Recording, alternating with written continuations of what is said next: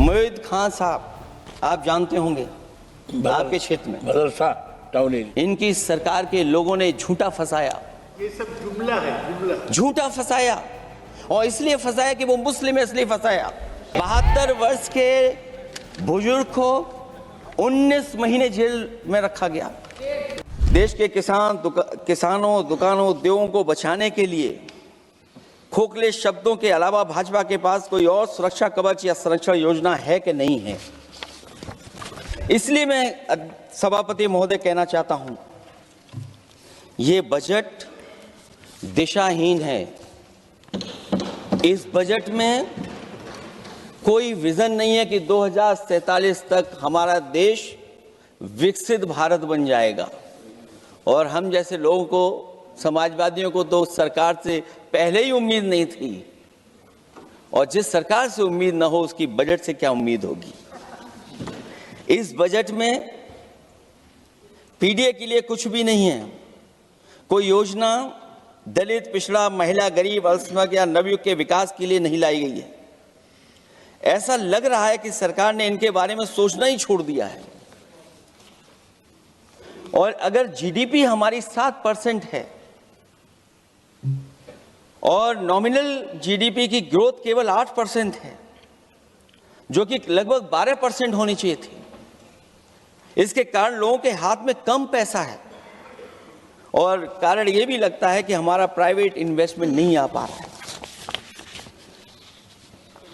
जो लोग ये कहते हैं कि हम प्रति व्यक्ति आय बढ़ा रहे हैं, जो आंकड़े हमारे पास हैं, जो जानकारी हमारे पास है, वो आंकड़ा यही कहता है कि $3000 के लगभग प्रति व्यक्ति आय हमारी है। और अगर हम दुनिया से जब इतना ही जुड़ गए हैं तो 2025 की जो रैंकिंग है, हमारा स्थान 144वां है, 144th है। तो जहां हम इतना 10, 11, 12 साल से हम इतने बजट ला रहे हैं, क्या हमारे पर कैपिटा इनकम लोगों की नहीं बढ़ पाई? और सदन में, इसी सदन में कई बार ये पूछा गया कि जो लोग राशन प्राप्त कर रहे हैं, गरीबी रेखा से नीचे हैं, कम से कम उनकी पर कैपिटा इनकम क्या, ये तो बताना ही चाहिए सरकार को। और पिछड़ेपन को दूर करने के लिए कोई विजन नहीं दिखता इस बजट में। सबसे बड़ा सवाल यह है कि किसान को लेकर के इन्होंने कहा कि किसान की हम आय दोगुनी कर देंगे। आज हमारा किसान इस उदारीकरण में कहां खड़ा है? जिस किसान को लेकर के पूरे देश के सभी राजनीतिक दल चिंतित रहते हैं, इस डील के बाद हमारे किसानों का हाल क्या होगा? और जब सब कुछ विदेश से ही आएगा तो हमारा किसान भारत में क्या उगाएगा, जमीन पर क्या होगा और क्या बेच पाएगा? सभापति महोदय, सरकार ने बड़ा बड़ा बजट पेश किया, कहा कि हम एग्रीकल्चर इंफ्रास्ट्रक्चर तैयार करेंगे, एग्रीकल्चर इंफ्रास्ट्रक्चर से हम मंडियां तैयार करेंगे, बाजार तैयार करेंगे, एमएसपी लागू करेंगे। हमारे किसान जब काले कानून के खिलाफ लड़ रहे थे, बड़ी संख्या में जान चली गई, उसके बाद सरकार कहीं पीछे हटी और उन्होंने काले कानून वापस लिए। लेकिन आज भी किसानों को जो कानूनी गारंटी मिलनी चाहिए, वो अभी तक एमएसपी की कानूनी गारंटी सरकार नहीं दे पाई है। महंगाई बेतहाशा बढ़ने पर भी इस बजट में जनता को टैक्स में न छूट देना टैक्स शोषण है। अमीरों के काम, कारोबार और घूमने फिरने पर 10 तरह की छूटें दी गई हैं, लेकिन बेकारी, बेरोजगारी से जूझ रहे लोगों की उम्मीदों की थाली खाली है। मध्यम वर्ग अपने आप को ठगा महसूस कर रहा है। शोषित, वंचित, गरीब व्यक्ति जहां था वैसे भी नीचे जाता दिख रहा है। इस बजट ने उसके चादर में पैबंद लगाने की जगह उसे और चिथड़ा कर दिया है,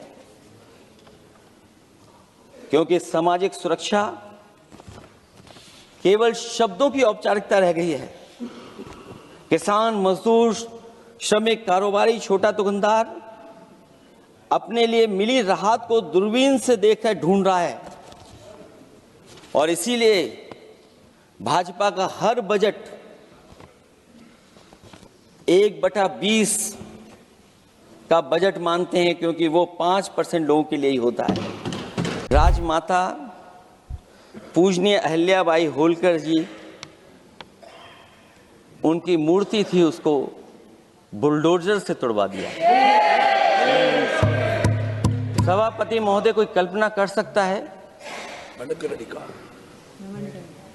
एक मणिकर्णिका घाट जो हमारी पौराणिक पहचान रही, सदियों से हमारी विरासत की पहचान रही, सनातनी काशी की विरासत रही, वहां पे इनकी सरकार ने प्रधान संसदीय क्षेत्र में बुलडोजर चला करके हमारी पूजनीय अहिल्याबाई होलकर की मूर्ति को इन्होंने तोड़ने का काम किया। सेम। और सभापति महोदय, केवल एक मूर्ति नहीं, वहां पर अगर हम गिनती करेंगे, 1 नहीं, 2 नहीं, 3 नहीं, 4 नहीं, 5 नहीं, 6 नहीं, 7 नहीं, लगभग 100 मंदिरों को तोड़ने का काम इसी सरकार में हुआ है। हमारे प्रधानमंत्री जी भी कहते हैं हम पिछड़े हैं।